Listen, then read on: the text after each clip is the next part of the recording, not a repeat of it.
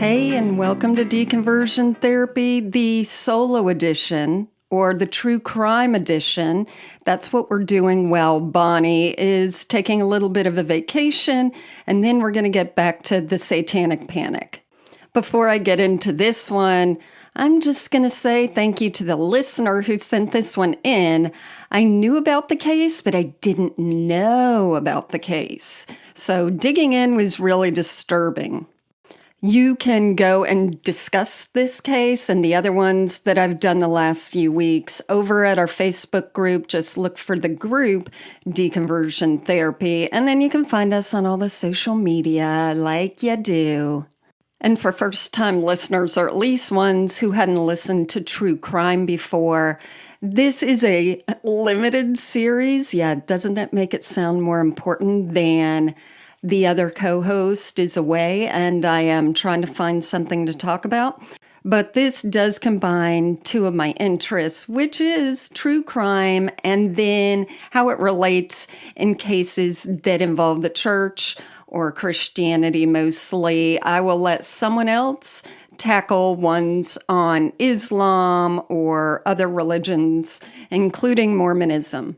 But hopefully you and I can put a little bit of insight into this because we know this culture very well. And for those who didn't grow up evangelical, you're going to learn a little bit. Today, you're going to hear about Christopher Coleman, or Chris Coleman, who, in many people's opinion, should have gotten just as much publicity about the story as Chris Watts did. I guess some of you remember Chris Watts. He's called a, quote, family annihilator. It's when one person in the family does away with the rest of the family. And his court case and everything he did was all over the news. And yes, he is a Christian now, so heaven just looks better day by day. Let's visit this other Christian, Chris Coleman.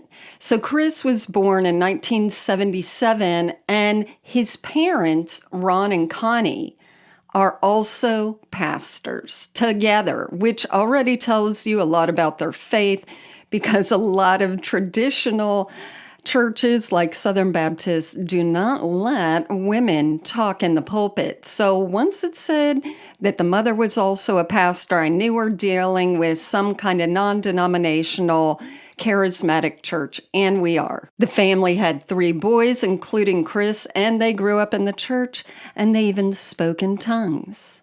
In 1997, Chris met and married Sherry.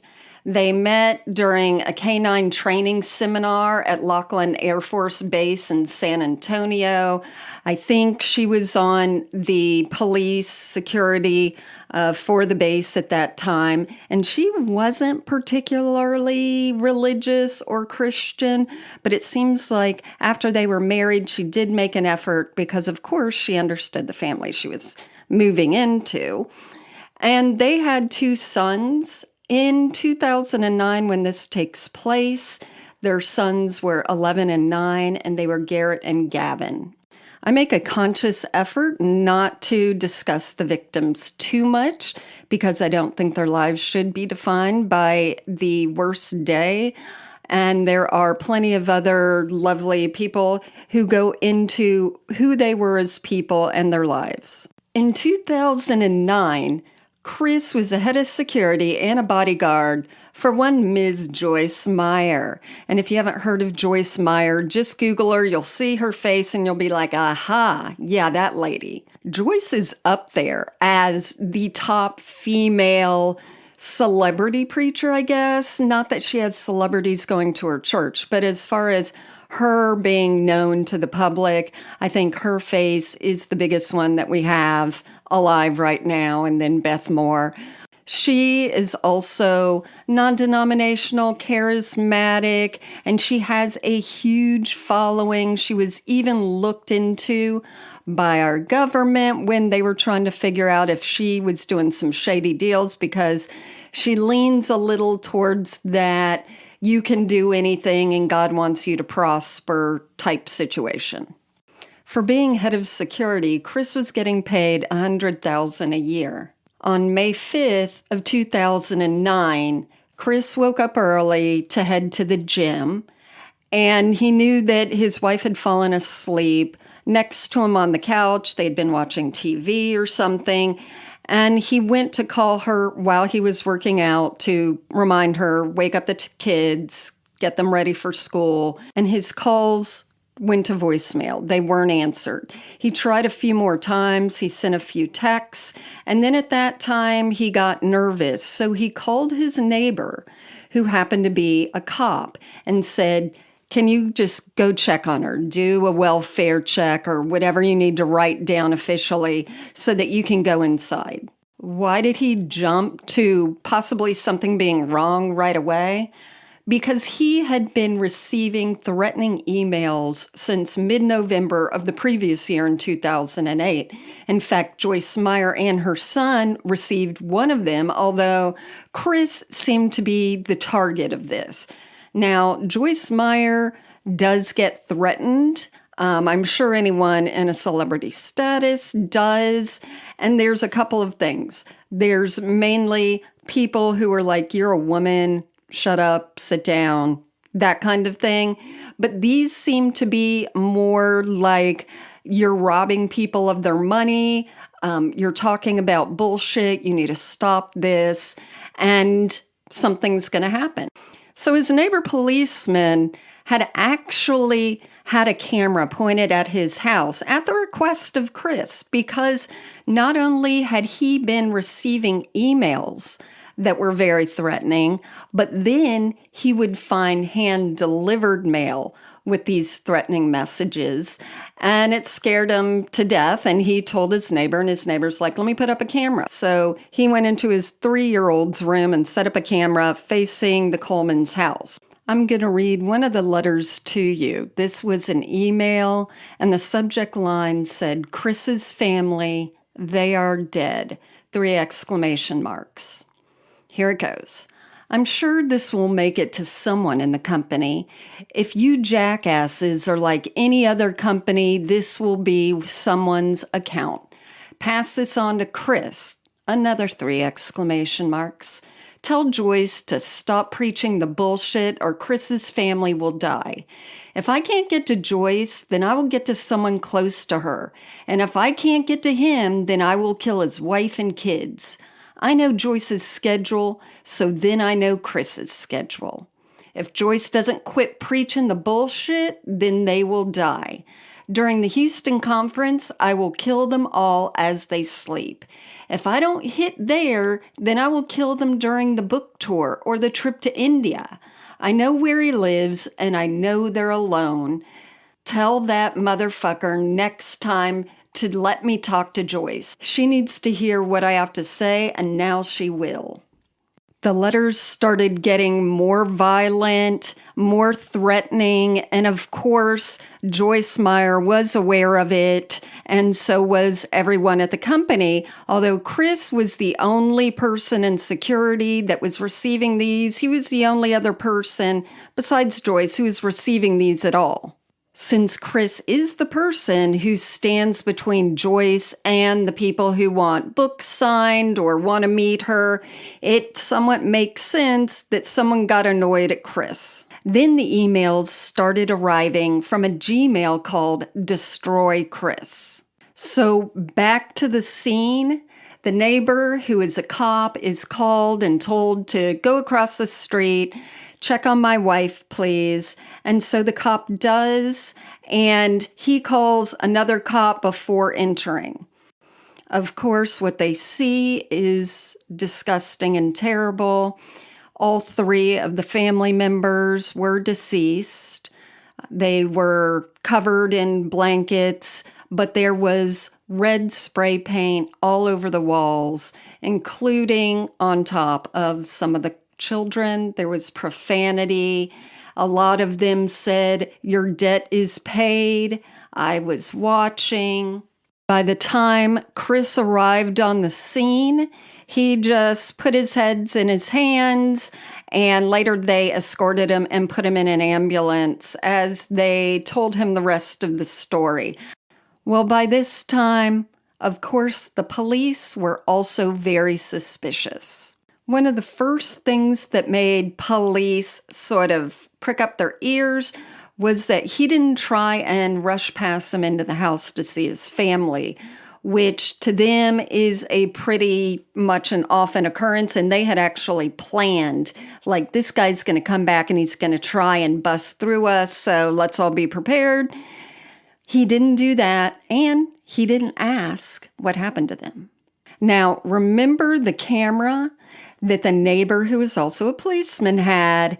They looked at that, and not only after he put up that camera did he never see anyone come and deliver any kind of message to Chris's mailbox and his wife's mailbox, but they didn't see anyone enter the house or drive by anytime after Chris had left for the gym, because the whole story was that Chris said it must have happened, obviously, after he left, because the last thing he remembered, his wife was beside him, and then he went to the gym.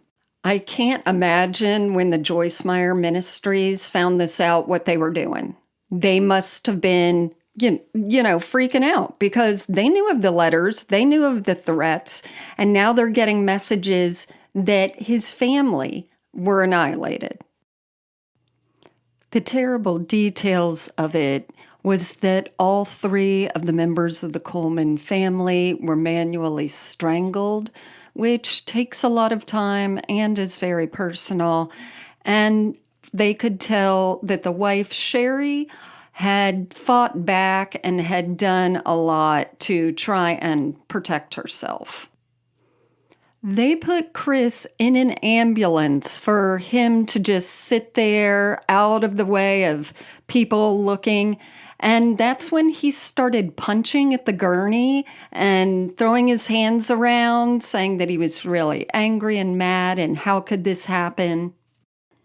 When in the questioning room, Chris said he was cold and asked the officers for a blanket or a towel, and that's when he covered his arms, but not his legs, and he was wearing shorts.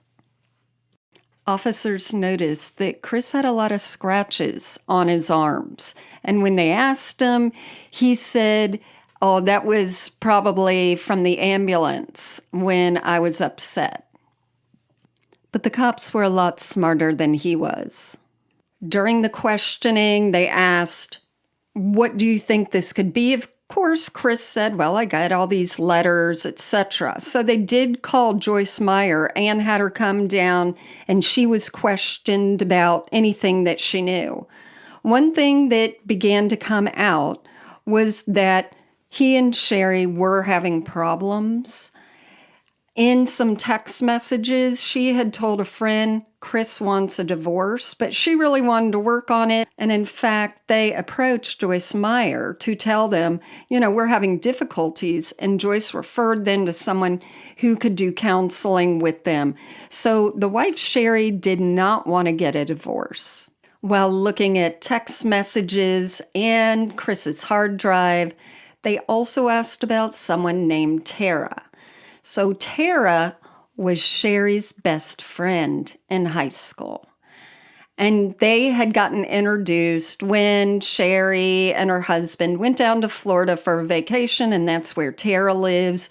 And the wife innocently introduced them, having no idea what was going to happen after that. But what they found was that Tara and Chris had been in a pretty hot and heavy relationship, affair, for a couple of months.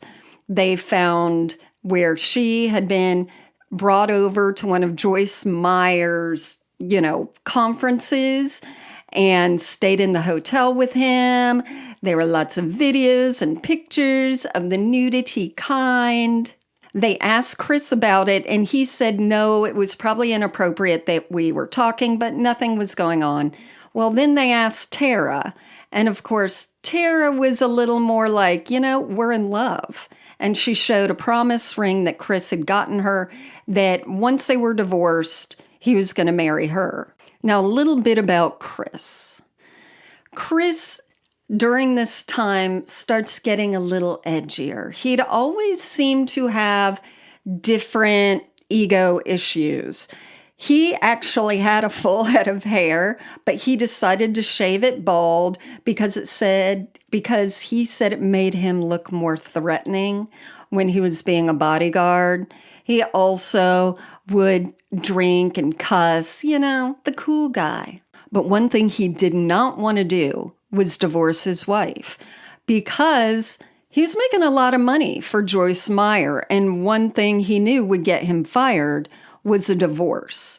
Now, when they brought Joyce Myer in and they said, do you think this is something that played into any of this? Would you fire someone on your team, your close-knit, inner crew, who got a divorce? And she said, absolutely not. We have plenty of employees who have been divorced. However, if we know the divorce was instigated by the person working for us and they were, engaging in immoral acts, then yes, the person probably would get fired. So Chris had a plan to try and annoy and ignore his wife so much, Sherry, that she would be the one to file for divorce. Because if she did that, he was home free. He could just wait a little while, say he met Tara, bada bing. And let me just break, because this is very common in any of these true crime stories. There is divorce and there is murder. Divorce may be annoying, but please, by all things Zeus, pick the divorce. Now, Chris keeps denying, and they say, well, guess what? Those emails that you got from Destroy Chris at Yahoo or whatever it was, we traced that back to your IP address. And remember that red spray paint? We asked you if you'd bought any. You said no, absolutely not. Well, we found out that you did buy some, and it matches exactly that red spray paint. And I'm just going to say right now, this is not a very good security guard. Chris said he must have been hacked, that this person was really after him and they must have hacked his computer. Although, of course, they did enough research to find out that his computer was shut down during the time that it would have been, quote, hacked. And his father, remember his father was also a pastor, said, yeah, I remember him buying that red spray paint. He bought it to make the boys and I little targets for us to shoot guns, which that's thrilling. But the main thing is, Chris was saying this must have happened after I left. There is no way that the bodies would have been in the rigor mortis condition that they were so quickly if they hadn't already passed away hours and hours before Chris left for the gym. I cannot imagine what it takes to do this to your own family. There are plenty of cases of this. There are also cases of women doing this to their own children when they get into affairs or in relationships where they don't think the position they're in will be acceptable, whether it's they're married, whether they have children and they want to just, be single and not have any of those worries, that they think this is the way to do it. And it's such a personal, terrible, violent way to do it. Not to mention that Chris desecrated the bodies of his own children with the spray paint. Well, at least his parents are honest pastors, right? Oh, no. In fact, I don't know why I am more disgusted in them nearly than in Chris. I know that doesn't make sense, but let me tell you about these people. So during this time, they were doing interviews. They were being questioned by news groups or by the police themselves. And this is what the dad said. Now, this pastor, Ron Coleman, is still a pastor. He tries to explain away everything. He says, there's no way my son could have done this. And he says, quote, Tara, remember the girl that was not the wife, Tara was just meeting a need at the time that Sherry wasn't taking care of. Fucking purity culture, fucking misogyny, disgusting. He went on to say, well, I mean, every man has his desires and every man has to be respected. It's built into every man. If your wife doesn't respect you, then you're going to find respect someplace else. Respect. That's what being in a hotel room on a Joyce Myer conference trip with your wife's best friend from high school, naked and taking photos and all, that's respect. Ron was actually asked, well, so you're saying you think Sherry was a bad wife? And he said, quote, just that at that short, brief time, she stepped back from doing her job as a wife. All right, I hope you said fuck you when you heard that. I did. Well, I'm going to now. Fuck you, Ron. Now, Chris was arrested and he was convicted 2 years to the day that his wife and children were murdered by him, though he still proclaims his innocence. And of course, his parents do too. There's a Facebook group that's called Chris Coleman is Innocent, and they try everything they can to try and refute these facts that are night and day. Now, the mother, is she sweet Connie Coleman? Mm-mm. When asked in an interview, what did you think of Sherry, the wife, when you first met her, she said, she was nothing special, just a blonde girl. In fact, there was obviously something that they were harboring against Sherry because, one, she wasn't in that Christian non-denominational society, and two, she was pregnant before they got officially married. So can't be their sweet boys anything. It obviously has to be that wicked Jezebel Sherry. Connie died in 2020, and in her official obituary, it says she was preceded in death by her father. That's it. Didn't even mention the grandchildren or the in-law. Now, that was included in some other ones, but not in that official one.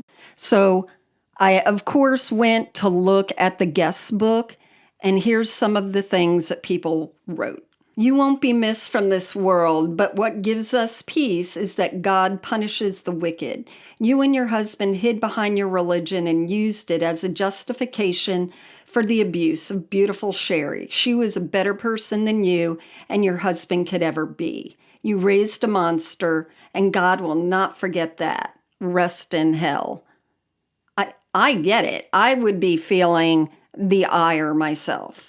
Someone else wrote, may the hell you created in life haunt you in death. Unlike Sherry and the kids finding peace, I hope the peace you preached in life is always barely out of your reach for all eternity. People even go in there and talk about, I bet your husband was a cheater too because of the things he had said. People call them vile, but the thing is, they kept on with their ministry. They kept on with their church, preaching and getting more new people to come to their church. Also, when Sherry and the boys were buried, Sherry's family wanted her body and the kids' bodies and remains to be brought to their hometown and buried there. And they actually had to file to get that done because Pastors Ron and Connie didn't want them to. That would be, I would dig them up myself with my hands. I did read or hear somewhere that Chris is also doing some ministry while he's in prison, still saying he was innocent, despite that at his family's wake, he texted Tara, his girlfriend, thinking of you and I miss you. And despite that Tara on the stand wore her promise ring that he had given her. Sherry's family did file a wrongful suit toward Joyce Myer Ministry because they said they were aware of the problems, they were aware of the emails, and they did nothing. It was dropped, then picked back up, and finally dropped against them, although I think there is still maybe a suit ongoing with Chris himself. And just finishing up, the church that Ron Coleman still preaches at is Grace Church Ministries in Chester, Illinois. Their motto is a light place in a dark world. However, those of us who have that insight know a few things. You can be forgiven of anything. God gives you discernment, and you will know if your son is actually a murderer. Oh, he didn't? He thinks what you want to believe? That's just a coincidence. And sorry there's no laughs in this one, but man, don't be a shit pile. Just divorce if you need a divorce, okay? See you next week.